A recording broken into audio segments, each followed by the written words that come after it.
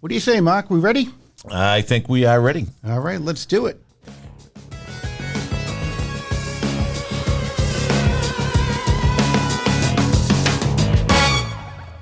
Buckle up. You are listening to Musicians and Beyond with Lawhorn and Sarabian. Sarabian and Lawhorn. Where we bring you the backstage info on the life, lyrics, and long journeys of the music industry. Mark, welcome into the studio. Here we are. Another day. It's another day. We got episode 67 today. This is crazy. 67, a wonderful guy. Really, really looking forward to this conversation. I've listened to his conversation with Jerry and Debbie over at It's Another Sunday podcast. So, yeah, I've heard Nick there. I've listened to his music. Really, really, really talented guitarist. And he's a songwriter. And I'm looking forward to this conversation. Yeah, it's going to be nice. He's a great guy. Great guy. Let's just rewind a little bit to episode 66. We had Pat Badger from the world-renowned rock band Extreme, and also his own band, the Dark Desert Eagles. Yeah. It was really great. John says we, but he and Pat got to enjoy a lovely day in Pat's studio up at his house. Yeah, it was nice. Get invited there. The sushi was excellent. The beers were cold. I don't want to hear it. I was working, and I had to spend the day doing... Mark, work is overrated, my friend. It is, but I had to spend the day in Boston working with my friends from the Renting Group on a project, Woman to Woman, and that brought 60 students from around the world to learn about leadership and advancing women causes, so it was good. I did miss you. I did miss the opportunity to sit with Pat, and I missed the beers and the sushi. But I can't give you a hard time. You do a lot of good things for the community, so thank you for all you do. It was rewarding, but I still missed a great opportunity. Yeah, I know. We'll do it again. Looking forward to that conversation, and for the audience to be able to listen in on that. It was a great conversation you guys had. Pat is so real and genuine. He comes across as such an easygoing and relaxed dude. Great guy. Yeah. I mean, he's been a friend of mine for over 40 years, which is crazy. Yeah. And right now, Mark, they have the #1 downloaded album, because they just released a new one, in the world. The world's a goddamn big place. It's a big place. And there's a big misnomer out there about rock stars. And Pat is one of them. And he is about as laid-back, casual, easygoing, and soft-spoken. Yeah. I like that about him. Good dude. Yeah. Good dude. You know him. All right, well, forget about us, Mark. Let's bring in Nicholas Walz. Yes. Nicholas, how are you, man? I'm doing well. How are you guys doing? We're doing great. Shit, we've chased you all over the United States, and we couldn't catch you, and now we had to catch you. You're where? In the Netherlands? I'm across the pond. Yep, I'm in the Netherlands. Wow. And what the heck are you doing there? A 3-month tour, if I'm not mistaken, right? You're on a little vacation? Yeah, you could say that. So I graduated college in May, and once I graduated, I was thinking, what am I going to do now? So I was looking for jobs, maybe at some studios, and I landed this internship over here at this studio in the Netherlands. And it's been really cool so far. This studio has hosted a lot of famous musicians over the years, like the Foo Fighters, the Police, Elton John. Elton John left a piano here. No kidding. Just left it. Yeah, he just left it. Well, at least that's how the story goes, right? That's what they want you to think. Right. I always take it all with a grain of salt. You have to sometimes. Yeah, right. So I was looking over your Facebook and Instagram, and I thought it was pretty funny. Right before you went on that trip, he's got a picture of himself with his guitar sitting on his empty apartment floor. Oh. It says empty pockets, empty apartment, but I think it said something like I'm leaving tomorrow or something. Yeah, something like that. That's cool. So that's one of the most world famous recording studios that you're in. Yes, it is. It is world renowned. I don't know if I would say world famous. Like, it used to be really big, like around the world. It used to have a more global reach. Nowadays, I would say that it draws mostly bigger artists in the Dutch music scene, which I didn't realize was a thing until I came here and I started meeting these artists and looking them up on Spotify, and they just have like a couple million listeners every month. And I'm like, oh, wow. Okay, Dutch music. Yeah. So you went over for the internship. What are you doing? What was the opportunity? Mm-hmm. So I came here for an internship, and all it said pretty much, as far as the description, was studio internship. You're going to work in the studio. You're going to be a part of the team. And I said, well, that sounds like fun. Count me in. So I applied and went through the whole application process, interview process, and everything. Didn't really know what to expect when I came here. I just said, well, I just graduated and I'm young and let's go to Europe. So I came over here and it's sort of like we're taking care of the studios. So all the clients who come in, if they need microphones, we'll help them set up it. We're kind of doing assistant engineering work. Me and there's like four other interns who happen to also be from Berklee. And so that's what we do when we're on shift. It's when we're not on shift that the fun stuff happens because when we're not on shift, we have access to the studios. Whenever something is open, we can sit and work. So, for example, yesterday I had the day off and I was here for 11 hours working on a project. And yeah, that's been probably the biggest highlight of being here is that throughout my time at school at Berklee, like I got so many recordings. And so now that I'm here, I get to finish them and mix them, and also get even more recordings with the other Berklee students who are here. It's sort of like a 3-month long songwriting camp in a way. Excellent. That's what a great opportunity. It is fantastic. Yeah, it's been lovely. Yeah. So like for example, one of those things was I have a song coming out at the end of August, which I haven't done any promotion for that yet on the socials. So exclusive for Here you we guys. go. Wow, you heard it first here on You heard it Musicians and here Beyond with first. Lahone and Sarabian. Yeah, it's coming out August 25th, and I finished that up while I was here.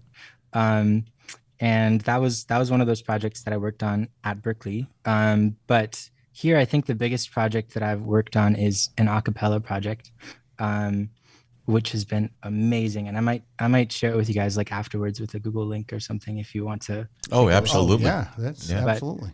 Yeah, I'm still working on the mixing process, but oh my gosh, this has been such a project. And it's been an experience like testing out different microphones and different preamps and everything like that in the studio. So I'm really like wearing multiple hats here as a performing artist, as the audio engineer, as the producer, and also as the promoter.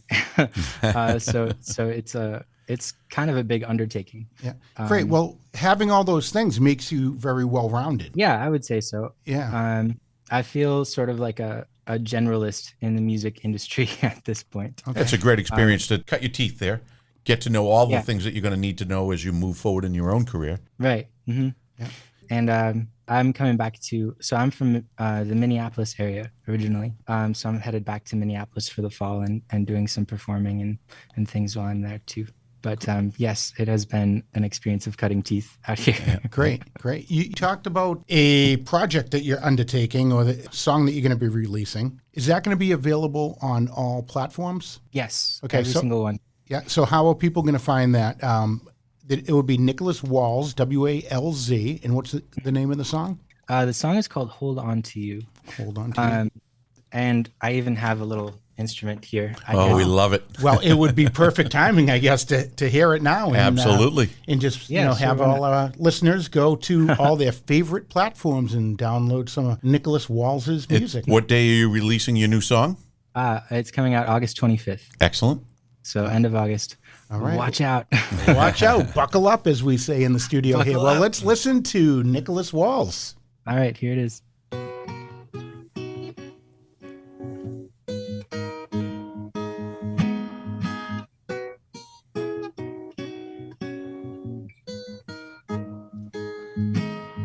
I'm trying not to fall in love with you, but you make me want to. You make me want to fall into the blue abyss of something new. How can I resist all of your gracefulness? You're lovely in every way, got me reeling. In every day I can't hold on to reality where we're just friends. I don't want to just play pretend. Oh, I can't hold on. I want to hold on to you.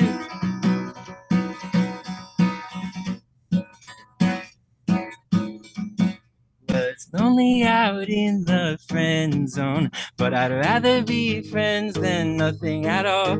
Baby, I'm here for you, the one you can call when you have to, get it all off your chest. But please listen to what comes next. You're lovely in every way, got me reeling. In every day I can't hold on to reality where we're just friends. I don't want to just play pretend, or I can't hold on. I want to hold on to you.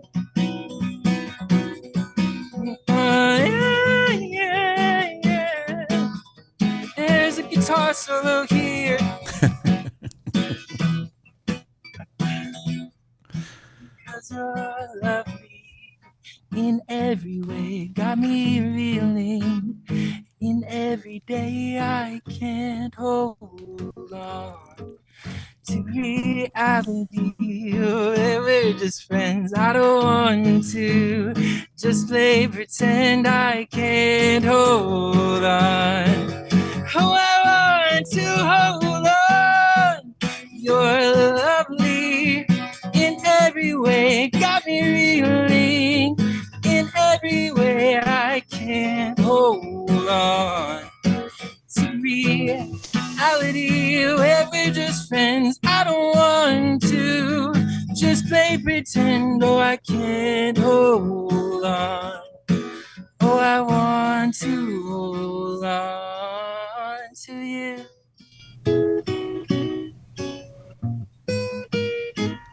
Oh.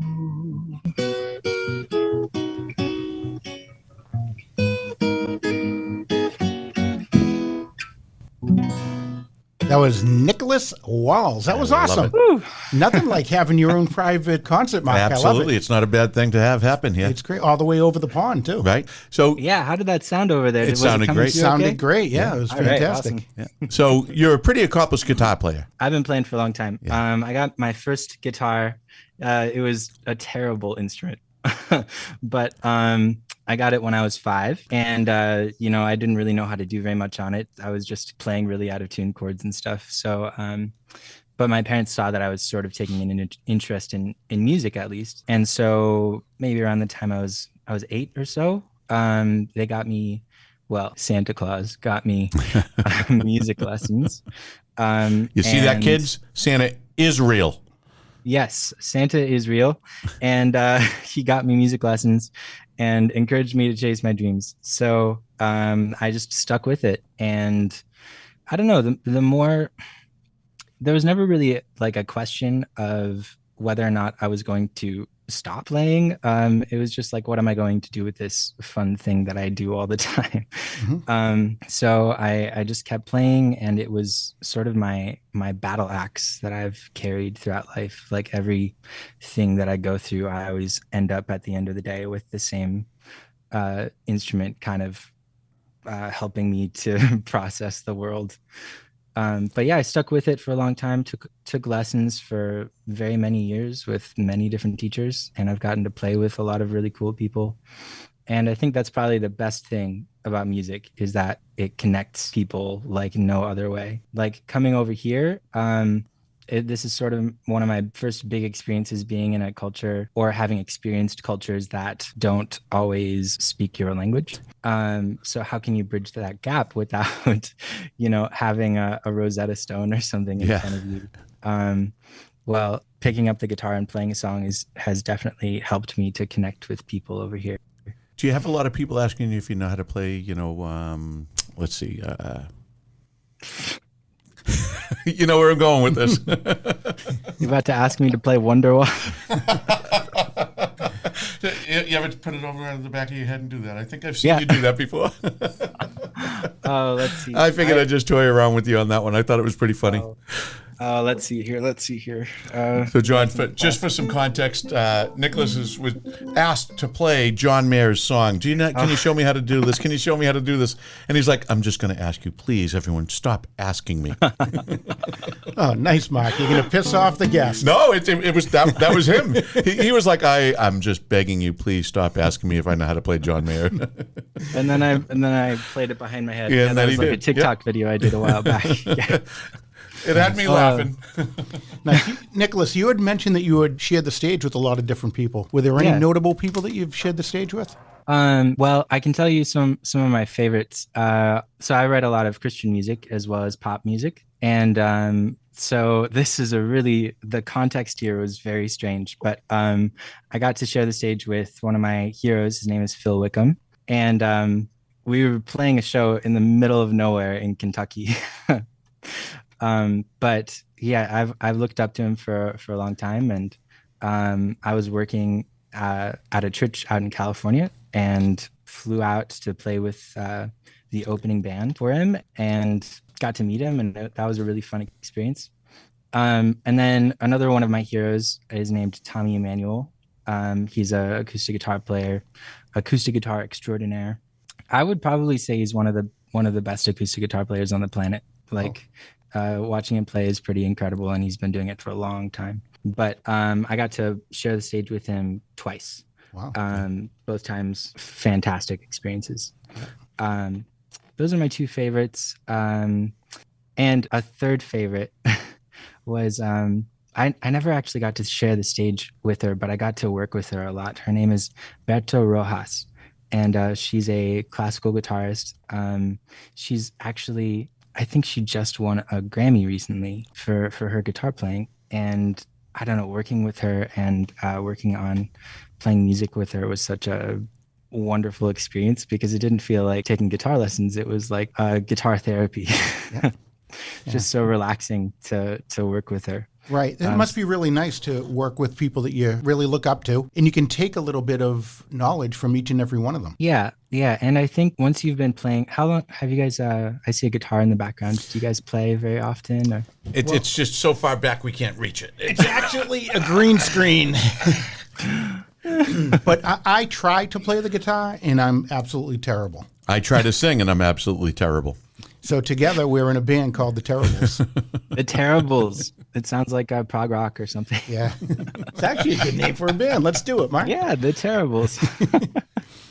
Nice. Yeah. Well, when you put so many hours into an instrument, I feel like it starts to sort of shape your personality in a way. And so I found the people who have really spent time like working with the guitar all have just a similar kind of calmness and patience that they carry throughout everything in their lives. That's been true with every single teacher and professor that I've worked with, and that's one of my favorite things to work with musicians to like. Just be in the same room with them is that they exude that sort of energy. Yeah.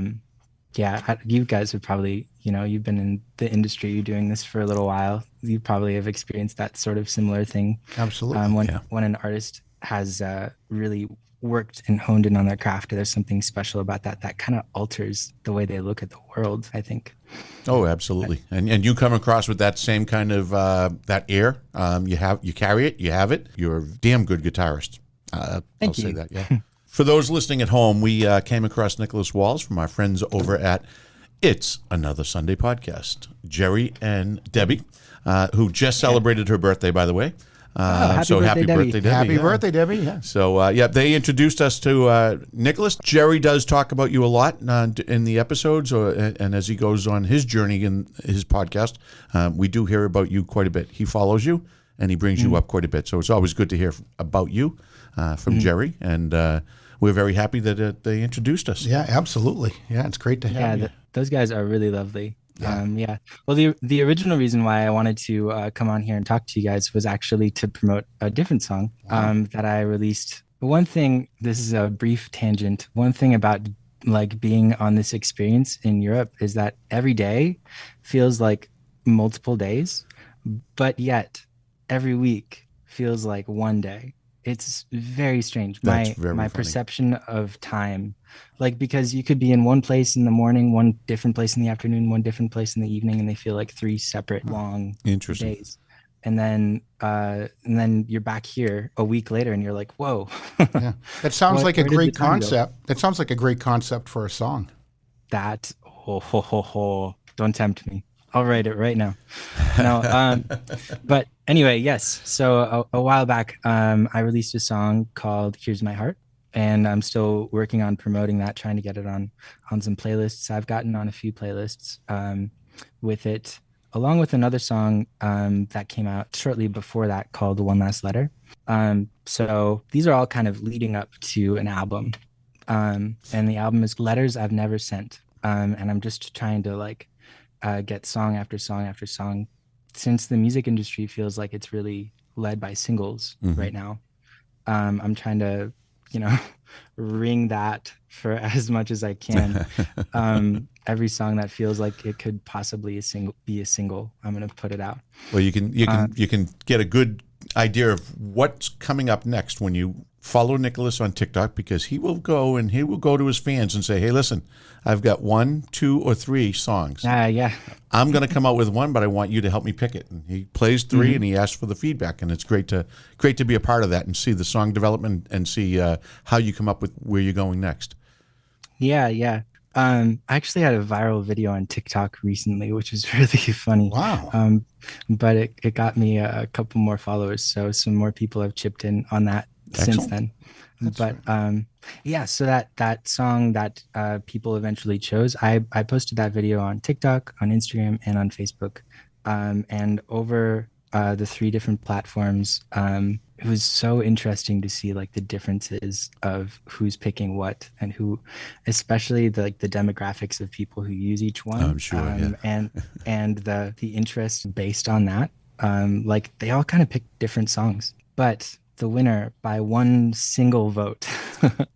across the three platforms was this song. It's called "Here's My Heart." And I can play it for you guys again. I have my guitar here, so We can see you. why You're not? comfortable holding that guitar. You look like you're right at home. So let's have you play. "Here's My Heart" is There we what go. it's called. Here's my hat, Nicholas Walz.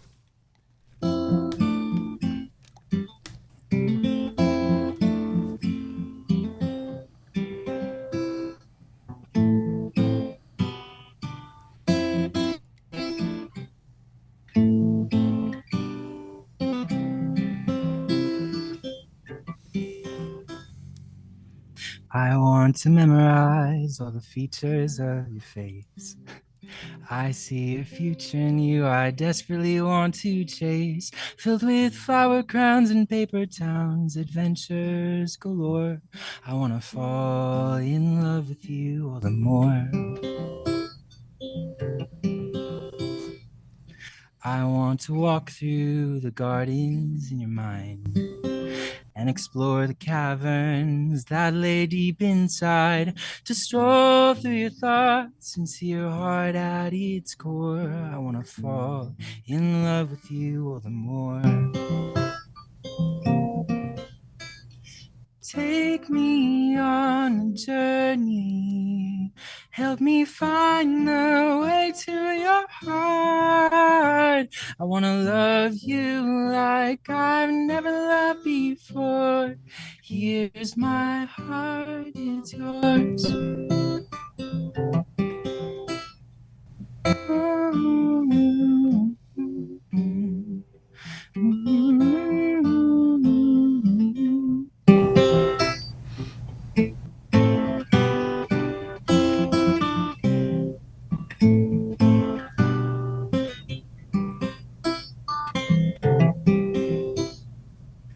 I want to swim through the oceans of your eyes and get lost within your hair's confines. Beauty doesn't begin to describe the I'm in of you. I'm gonna fall in love with you all the more. I'm gonna fall in love with you all the more. So take me on a journey, help me find the way to your heart. I wanna love you like I've never loved before. Here's my heart, it's yours. Yours. Yours. Oh. Oh, take me on a journey. Help me find the way to your heart. I want to love you like I've never loved before. Here's my heart, it's yours. Here's my heart, it's yours. Here's my heart, it's yours.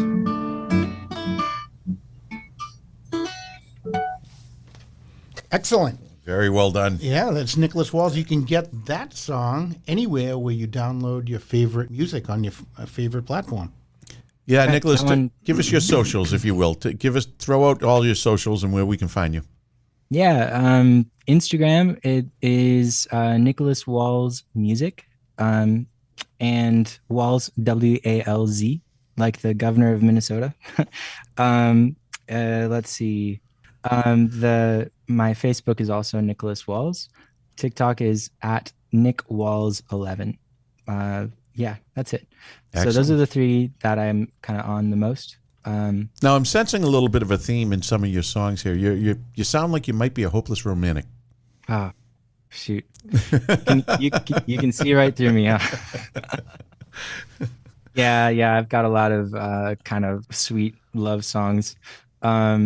The first one is pretty funny because it's just about being friend zoned and complaining about it. And then the next one, I don't know. I really like that song just because of the imagery. I feel like lyrically it's a decent song. Mm-hmm. And also the gets stuck in my head quite often. That's sort of my litmus test with songs. Like I have a lot of ideas flowing through my head and I'll use my phone to record it. And if I can sing it back to myself the next day without hearing it, then I'll be like, I got to do something with that. Right. It's caught you, and if it gets in your head, it's going to get in our head, and that makes for a good song. Exactly. Yeah. That's definitely a catchy little lick right there. So when you went to Berklee College of Music, what did you major in? I majored in contemporary writing and production, which is, in my biased opinion, the best major at Berklee. Okay. I just really thoroughly enjoyed that major. I only went to Berklee for 2 years. I managed to test out of a lot of courses and sort of expedite my process through school. So because of that, I got to take mostly courses that focused on my major, which was wonderful. So each semester kind of focused on a different piece of writing and production. Wow, crazy, right? Because that's the major. But like my last semester at Berklee was spent writing for strings and woodwinds. So on the album that I'm going to put out, I'm not going to put these out as singles, but on the album, I have a whole bunch of pieces that I've written for string quintets and quartets. I also have an orchestra piece. Mm-hmm. And the semester before that was spent working on big band music and being able to write in that style and that kind of 1940s genre. I loved that major because I feel like you learn a lot about leadership when you put yourself out there as a writer. Mm-hmm. Because today, in this day and age, like writers are mostly confined to their rooms. And I see that a lot here at these studios. Like people will rent out these small production suites and just go in there by themselves and stay there for a while. And I do that a lot too.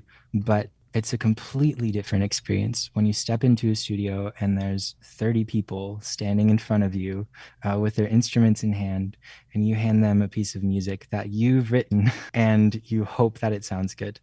That was a surreal experience for me the first time I did that at Berklee. And I just kept doing that over and over again at Berklee. So that's sort of my hope, is that as I progress in my career, I'll be able to do that more often, because honestly, it's so much fun to be able to have something that I've written kind of played back at me, but also leading the other musicians through that journey as well. Yeah.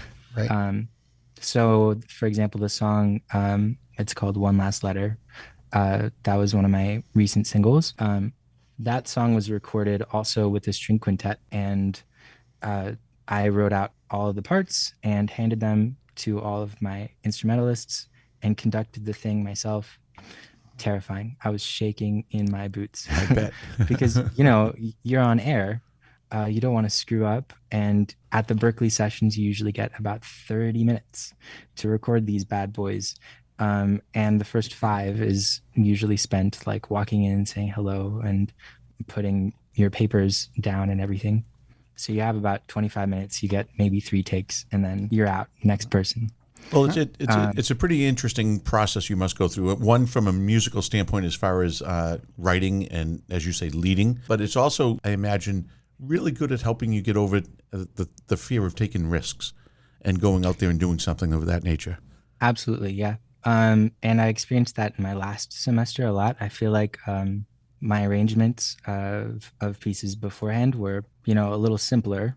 But in my last year, I wrote some very hard pieces that I presented to musicians. And that first 30 seconds after handing out the song is so much fun, because you stand there and you look at everybody and they're staring at the music. They're like talking amongst themselves, and you just get to see their reactions. So especially when I put that big band piece out in front of, there's 17 musicians in the big band. I got quite a few eyebrow raisings. The trumpet players, they always want to like come up to you afterwards and say, hey, can we change some of these notes? Is it because it's too challenging for them at that point, or they're just out of their comfort zone? I don't want to call out the trumpet players, but You already have. yeah. No, it's just like I had a lot of big runs in the song that were pretty challenging. Same thing with my strings pieces this last semester. There were just a lot of notes. There were a lot of dots on the page, as we say. So yeah, that was an interesting experience, like trying to make kind of what was going on in my head onto the page completely unrestrained. Trying to like actually represent what I'm hearing versus saying, that might be a little hard, And the great thing about Berklee is the musicians are so good. So after handing out the sheets, you double check every single note, make sure everything is sounding good. All your voicings are correct. And then you play. And without fail, after maybe 2 takes, we had something that was usable. So that was half of my major, though. The other half was production. And I love producing too. I've gotten to work with a lot of musicians and work on producing other people's music too. And I really enjoy that. Excellent. It sounds like you've gone outside the box a lot to get to as successful as you are. For upcoming musicians, what would you tell them? What would you give for advice to younger kids that come up to you and say, Nick, I'm thinking of doing this.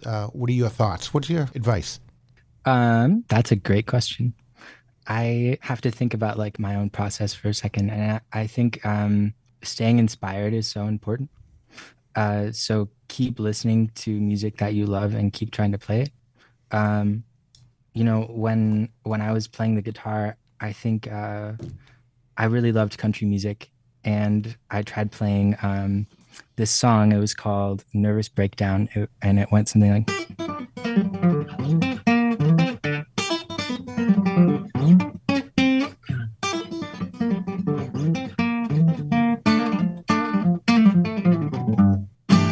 And wow. I was maybe like 10 trying to figure that out. Like, and I would get like so frustrated, but also so excited because it started to come together. Yeah. And then after that, there were just more songs that kept pushing me. I remember when I was 12, there was this song that I kept coming back to because I couldn't get it. And I feel like that hunger to try to play something was what kept me going for a long time. So this song was called First Rule of Thumb.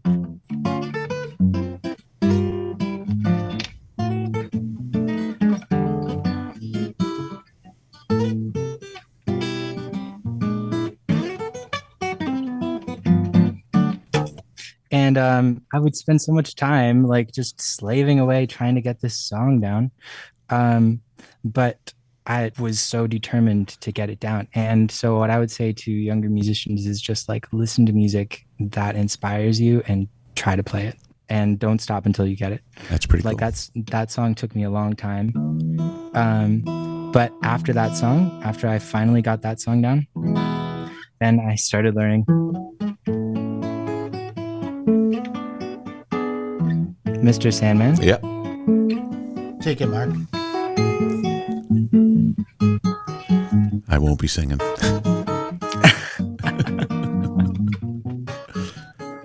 You know, I started learning that song, and it took me a long time to figure out. And once again, like the drive of wanting to learn and be able to play it kind of drove me crazy to the point of like, I never wanted to put the guitar down. I took it with me everywhere. Like having a guitar stand is so important too as a young musician. Don't put your guitar away. Keep it with you wherever you go. Because, you know, we take these things with us wherever, right. Take our phones wherever.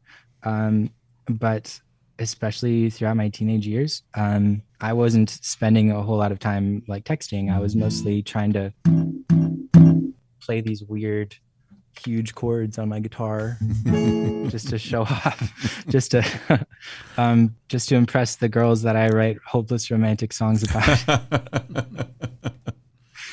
So was that your whole inspiration for doing it, Nicholas? Was to get the girls, or was there more of a personal love? No. I think you know, maybe there was some of that at one point. Yeah. But I really don't think so. Just because like looking back, thinking about the songs that I was choosing to play, I wasn't playing like I don't know what was popular when I was a teenager. Justin Bieber, maybe. I wasn't trying to play Baby by Justin Bieber. Those types of songs, Party Rock Anthem, Sexy and I Know It. I wasn't trying to learn those songs. I was trying to learn songs that really satisfied me musically, because, you know, those years of your life are so formative and things happen and that can really affect you because they've never happened to you before. And, and what was always there for me was this box with strings on it. I'll say it again. You look so comfortable with it. It's so cool to see how confident and how comfortable you are with holding it and just jamming away with it. It's really nice to see. Thank you. That makes me think of just holding it. I was doing this thing. This is the video that went viral on TikTok. I was doing this thing where you play harmonics, you know, really lightly touching the string. And I like to do this at the end of some songs, lightly going like that, and then bending the neck to get some vibrato. Yeah. And it's a really nice sound. So what happened was I remember seeing it now that you say it. I have this wonderful guitar that I had made for me, and it's my favorite instrument. Love it to pieces. That's gonna be funny later. So the neck comes off. It's a travel guitar. And so as I was doing this technique where I take the harmonics and I bend the neck to create vibrato, you have to literally move the neck in order to create that sound. So what happened was I was doing that technique, and because this is a travel guitar, the guitar that I was playing was a travel guitar, the neck wasn't tightened well enough. So I was doing this, and then it snaps on stage. The neck just completely came off. And it was terrifying and hilarious at the same time. That is the viral video that I am speaking of. I do remember And you seeing were it. in front of a crowd? Yeah, I was in front of a crowd. Two of you, right? Right. Yes. My friend Abraham, who's a really wonderful violin player and songwriter. We were playing a duet together in front of a crowd. Yeah. And then it was the end of the song. We just played the last chord and I went like that and there it goes, snapped in half. It was terrifying and hilarious I bet at it the was. same time. It's like the old days of the Who when they used to smash their guitars at the end of the Yeah, yeah. like it was a Pete Townsend moment. Just Yeah, so it almost looked like it was supposed to happen, right? almost, yeah. It was very rock and roll, I will say. Excellent. So, Nick, let me ask you, when are you wrapping up your overseas tour and your internship? I will be done here on September 4th. Then I'm coming back to the States. My brother is getting married, which is woohoo! Congrats to my brother. Congratulations to Yeah. him. Yeah. And then directly following that, I have a show lined up in Minneapolis. So Tell us about the show. it's just a show. It's a showcase that's happening in North Minneapolis. So I'll have about an hour. I'm going to bring up some violin friends, violin, viola, possibly a cellist on stage with me, and we're just going to play mostly the songs that are coming up on my album. Okay. I'm so excited about this album. This has been such a long time coming. Tell us about the date, the location. September 12th, I believe. It's a Tuesday, kind of a funny off day. But, I've played there before and we had, I think, 80 to 100 people show up. Excellent. It was a pretty good crowd. It was kind of packed in the place, which is Sociable Cider Works is the place. Okay. It's in North Minneapolis. They have an open mic every Monday night, and then they do showcases on Tuesdays. And I've played there for a while. So much fun. It's a really great crowd, and I feel like it's kind of eccentric to the Minneapolis music scene. Like, were you playing there before you went to Berklee? Yes, I was playing there before I came to Berklee, and met a lot of friends there. And it's funny. Like I've met some people there who have also gone to Berklee, but after I went. So it's like, yay! people are coming to Berklee. That's fun. Love it. Awesome. Awesome. So you are listening to Musicians and Beyond with Lahorn and Sarabian. And we are with Nicholas Walz. So make sure you go on all your social media and follow him, and make sure you follow us as well. And go to all the platforms, download some music. He's got some great stuff in the works. We'll be adding his music to our Spotify playlist as well. So as we do with all of our guests, you can find their music there. It's a wonderful playlist of a very diverse and very talented group of musicians. Yeah, and Nicholas, I want to go back to something you said earlier. You said you've been playing the guitar or into music since you were, 7 or 8 years old. As a young boy, was there anything else that you wanted to do when you, quote, grew up? Or were you always in love with music? I actually have evidence of this answer. So in 5th grade, I wrote a time capsule. And I found it around the time I was in like 11th, 12th grade. And I was like, wow, look at that. So in that time capsule, I wrote like some of the things that I maybe wanted to be when I grew up.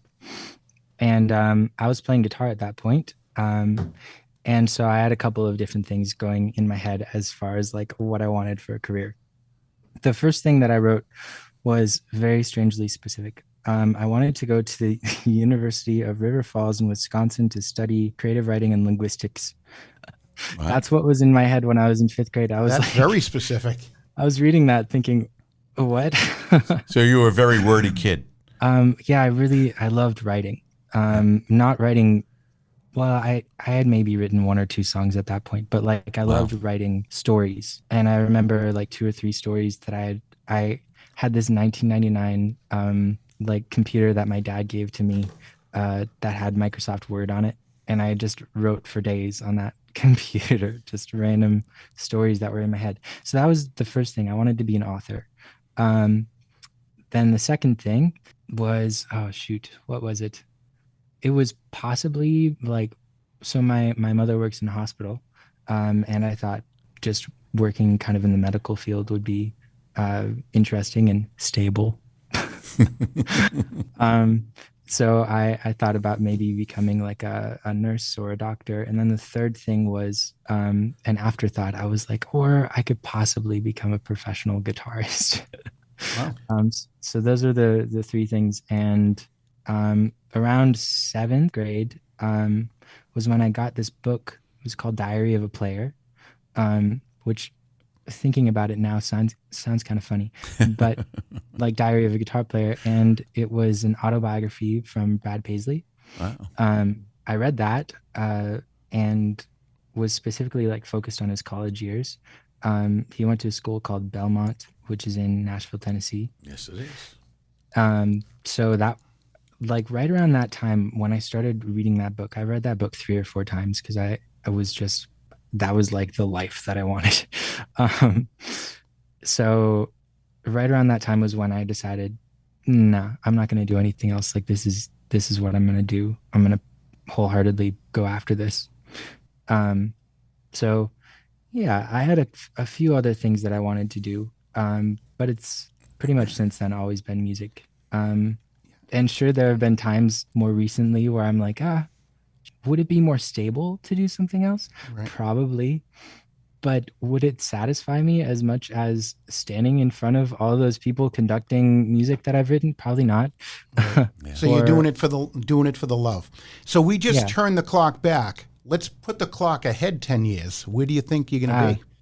I plan to be performing like crazy and recording. I sort of see myself on that trajectory, where, you know, I don't necessarily need to be filling the XL Energy Center with people, but you know, maybe theaters is sort of what I'm aiming at, like trying to be able to fill 300 person rooms in the major music cities across the United States and be able to just share my craft with them. Yeah. I would love that. And I would love that for the rest of my life because I keep writing music and it's like never ending.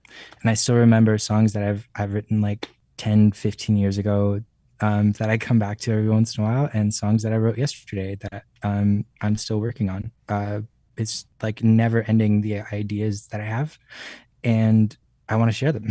Excellent. Excellent. So that's kind of what I'm doing right now is trying to get like decent sounding recordings of things to put out. So I'm trying to get like, you know, my Spotify page looking like, okay, he's got this release. Oh, he has a full album. Okay. So I can go to his page and listen to his music for like an hour or two, you know? Awesome. And then when I get back to Minneapolis, I'm also trying to get a bunch more gigs lined up. So if you're in Minneapolis and you have a music venue, hit me up. Yeah, right. You heard that. Everyone back home in Minneapolis, Nick is coming home. He's looking to play some gigs, and if you've got a spot for him, reach out to him via his socials. And you know what?